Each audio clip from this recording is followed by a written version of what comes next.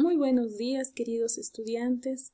Bienvenidos a una nueva clase de literatura. Como me conocen, yo soy su profesora Zoraida Aliaga Terrazas, su maestra de comunicación y lenguajes. En esta ocasión nos vamos a dirigir a la página 81 con el tema voz activa y voz pasiva. Todo esto parte de la unidad número 4. Este tema, queridos estudiantes, tiene un poco de complejidad al momento de comprender la estructura gramatical, especialmente de la voz pasiva. Sin embargo, una vez superado eso de comprender cómo es su estructura, te vas a dar cuenta que esto es bastante sencillo, bastante fácil de comprender, siempre y cuando nosotros mantengamos el hilo de nuestro conocimiento y no vayamos hacia otro lado. Entonces, en ese entendido, te invito a que puedas abrir la página 81 y podamos iniciar con la explicación. Vamos a comenzar, como siempre, definiendo qué es voz activa, qué es voz pasiva y qué significa la voz dentro de lo que son las oraciones. Tú conoces una oración a la perfección, sabes que está compuesto de sujeto, predicado, verbo, sustantivo, etc. Pero, ¿qué es la voz de una oración? La voz es una categoría gramatical dentro de las oraciones que nos permite saber si el sujeto está realizando la acción o la está recibiendo. ¿Cómo voy a saber si el sujeto es quien la realiza la acción o más al contrario, la está recibiendo? Para eso, queridos estudiantes, yo tengo que utilizar mi análisis, tengo que realizar procesos mentales para que yo pueda darme cuenta quién está realizando esa acción. Por ejemplo, dice la primera, los gatos cazan ratones. En esta oración nos hacemos la pregunta, ¿quién está realizando esta acción?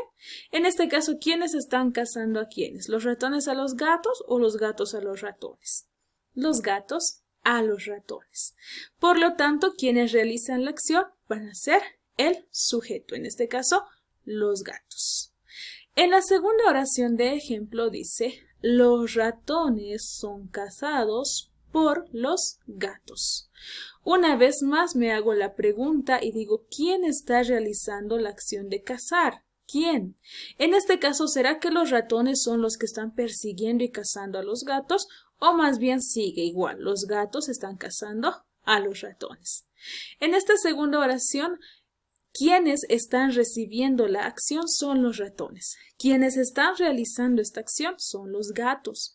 Pero quiero que te des cuenta, por favor, que en esta oración donde dice los ratones son cazados por los gatos, tengo sujeto los ratones, tengo son cazados por los gatos, que es el predicado. En este caso, el sujeto no está realizando la acción, la está recibiendo, porque quien está cazando a quién es el gato al ratón. Aunque el ratón esté delante en el sujeto, no está realizando la acción, sino que la está recibiendo. Es importante que nosotros nos hagamos esa pregunta siempre en todas nuestras oraciones y así de esta forma nosotros vamos a saber y vamos a poder reconocer lo que es la voz activa y la voz pasiva. Vamos a hablar ahora de lo que es la voz activa. Una voz activa va a ser aquella donde el sujeto es el que está realizando la acción del verbo. Una voz activa, como dice su nombre, es activa porque el sujeto la está realizando y está cayendo sobre alguien. Es importante que en la voz activa siempre haya un complemento directo. Tú ya sabes cómo reconocer el complemento directo. Le voy a preguntar qué al verbo más el sujeto. Entonces, una voz activa tiene que tener un sujeto que está realizando la acción, un verbo y un complemento directo.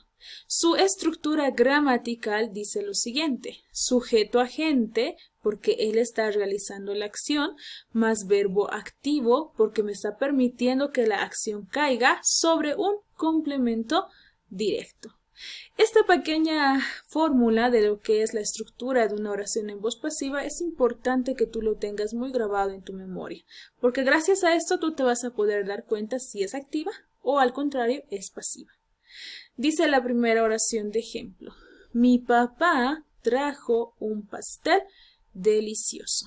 Sujeto, mi papá trajo, verbo, un pastel delicioso, complemento directo. La forma más fácil de darme cuenta si es preguntarme, ¿quién trajo un pastel? ¿Quién lo trajo? mi papá. Entonces, sujeto agente, porque él está realizando la acción. No es que el pastel le ha traído a mi papá, sino mi papá ha traído al pastel. La siguiente oración dice, yo hago mi tarea. Sujeto agente yo porque lo estoy realizando. Hago verbo hacer que permite que caiga mi acción sobre otro ser u objeto. Complemento directo, mi tarea. Como me doy cuenta, le pregunto qué al verbo, ¿qué hago yo? Mi tarea.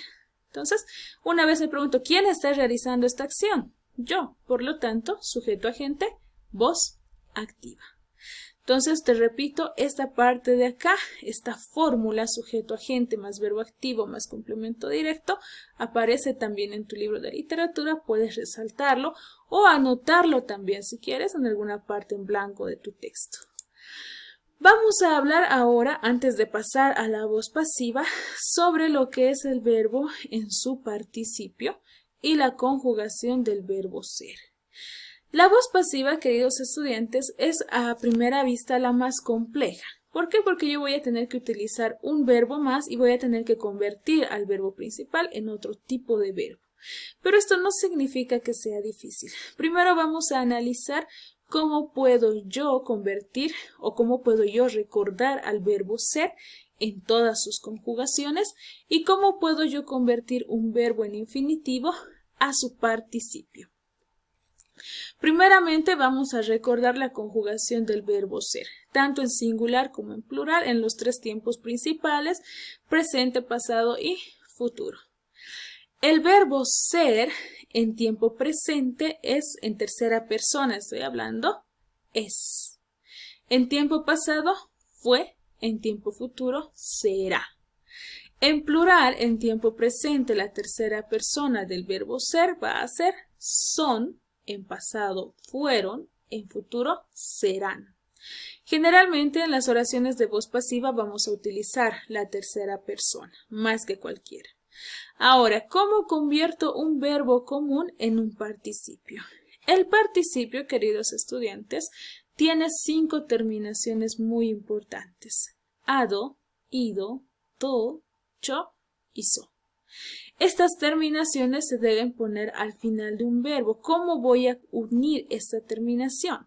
Tengo acá una lista de verbos en infinitivo, que tú ya sabes que es el infinitivo, son verbos que terminan en ar, o ir, ¿no? Que no tienen final, por eso se le llama infinitivo.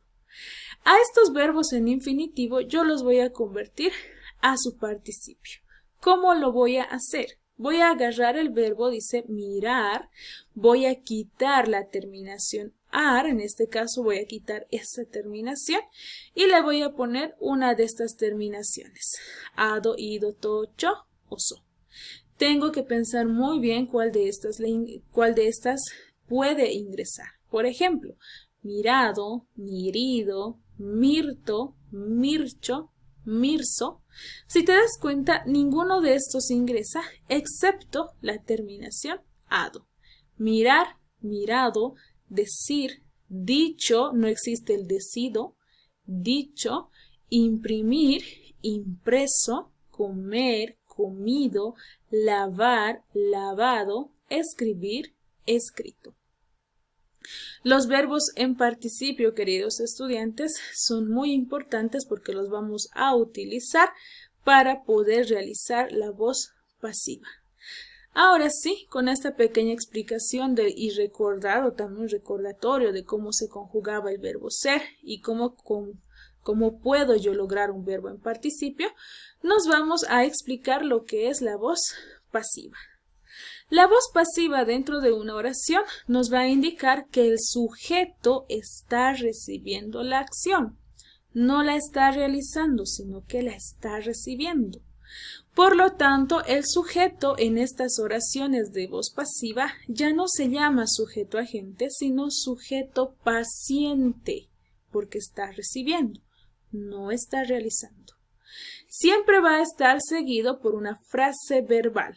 ¿Qué es una frase verbal?